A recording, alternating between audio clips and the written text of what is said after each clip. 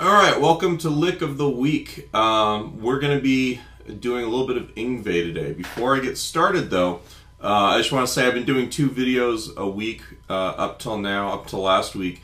We're in the middle of studio renovations right now.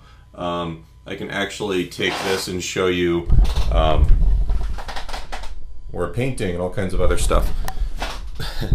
So what we're going to be doing is I'm going to keep 1 video a week going. We're going to do Lick of the Week, and then probably in some point in August, when my schedule's died down, we'll go back to 2 videos a week. But I figured I'd keep the more popular of the 2 podcasts going. This week we're going to do a little Yngwie Malmsteen, just to break things up. Just a little bit of harmonic minor scale fun that actually you can even use over a tune like The Thrill Is Gone by B.B. King. The application, if you were to take this idea and try and play it in a blues format, is you'd actually take these scale patterns or notes, play them over the 9th and 10th bars. Like if you're in the key of B, like Thrill Is Gone is, there's a G dominant chord to an F sharp dominant chord in bars 9 and 10. Just take this lick, move it down to B, and give it a try and see how it works, because it'll get all those chord tones for you. This is a real achievable Yngwie lick. It's not something that is so crazy fast that you won't be able to play it. It's basically just 2 ways of playing the same harmonic minor idea, which I think will be kind of useful for you, not only to give you a little bit of vocabulary, but also to bridge 2 of the caged root patterns that we always talk about these minor scales being in. Okay, I'm going to play example number 1. I'm going to do it with the metronome going, just so you get a reference of the time, and then we'll pull it through.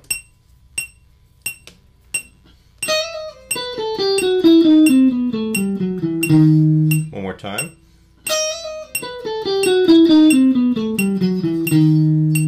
Okay, and then if I was to, jam it out a little bit, right, which is more one of those deals. It's both these licks I've lifted off of Yngwie's first album. They're both a lot faster than we're going to be playing them, but I want to actually show you an idea that we can play in time. You can slow it down and actually make coherent use out of, not just like, let's play as fast as we can. So the first part of this is that we've got a pretty wide stretch in the beginning. We're playing an E harmonic minor. If you were to take the scale pattern, you could fit it across there, or it's kind of a wide pattern. I don't have these written down, but the idea here is that you're going to get a lot of notes just going from 1 E down to a note below 2 octaves down. You get a pretty wide spread of the scale just going stepwise. All right, so we're going to start on the 11th fret 1st string, and this first beat is going to have this little 16th note triplet where you hammer and pull between 11, 12, 11 on the 1st string, and then pull off onto the 8th fret on the 1st string. All right, it seems like kind of a wide stretch. It shouldn't be too hard. See where my thumb is? It's in the center of the hand to make this stuff work. If you got your thumb here, you're not going to be able to reach any of this stuff. And this isn't, to me, this isn't an unreasonable stretch for an adult player to grab. It's more a matter of your thumb mechanics. All right, so that's the first beat. All right, and then we're going to go down on the 2nd string, 12, 10, 8. On the 13th string. On the 3rd string, we're going to go 11, 9, 8. So that far, we're going. All right, and then on the 4th string, we're going to go 10, 9, 7. And then on the 5th string, 10, 9, 7. And then the last note's going to be a D sharp with the 6th fret here. And basically we've just gone straight down the scale. Here's 1 octave of it. That's from E to E, and then there's another octave of it, and then we've gone down the leading tone. You could also maybe consider this a Phrygian dominant sound. Yngwie likes playing that sound a lot. And that's one reason why I'm ending on the 3rd of the 5 chord on the D sharp, which is the leading tone. It gives more of that. We could actually, if we want to, you could end right there on that note and it would sound more harmonic minor. Probably more of the lick that I'm thinking of. But anyway, so that's the first lick there. Let me do it one more time with the metronome.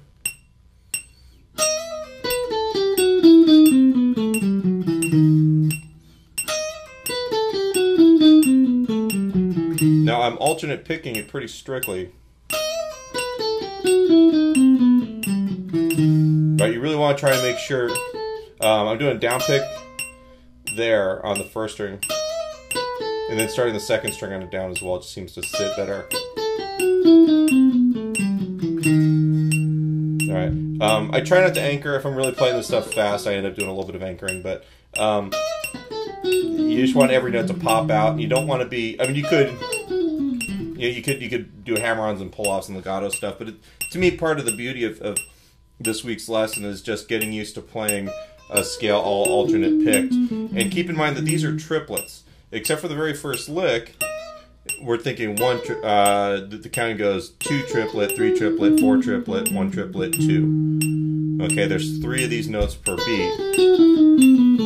And if you keep the picking consistent, it'll actually sit in the time real nicely. All right, now lick number 2. I'll give you I'll play through this one time.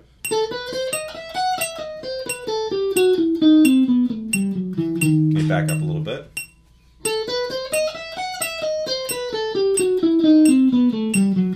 So the second half of it's pretty similar to the other lick. I just like that he goes up into that other range there. I'll even, I'll play that idea where I'll show you in a second. I'll show you an extension of it.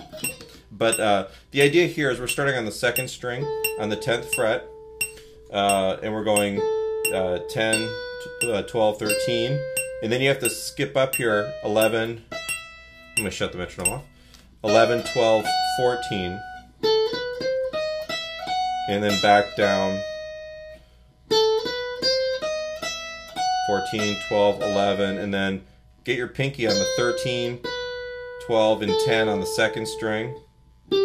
12, 11, 9, and then I'll go first finger down to the 8th fret on that third string. So you have 4 notes in a row. And then pinky on the 10th fret on the 4th string, 9, 7, 10, 9, 7 on the 5th string, and then 6. So the last part of this is very similar to the other lick. All right, so second string, 10, 12, 13. First string is 11, 12, 14, 12, 11. And then second string 13, 12, 10. Third string is 12, 11, 9, 8. Fourth string is 10, 9, 7. And then we've got 10, 9, 7, and 6 on the 5th string. Keep in mind you still have these roots here for your octaves. Right? So if we were to play this in B, we just take this all the way down here to B. Take the same idea.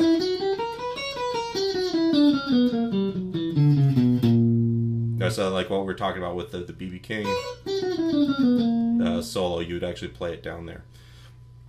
All right, so that's the deal. Let me play this one more time with the click.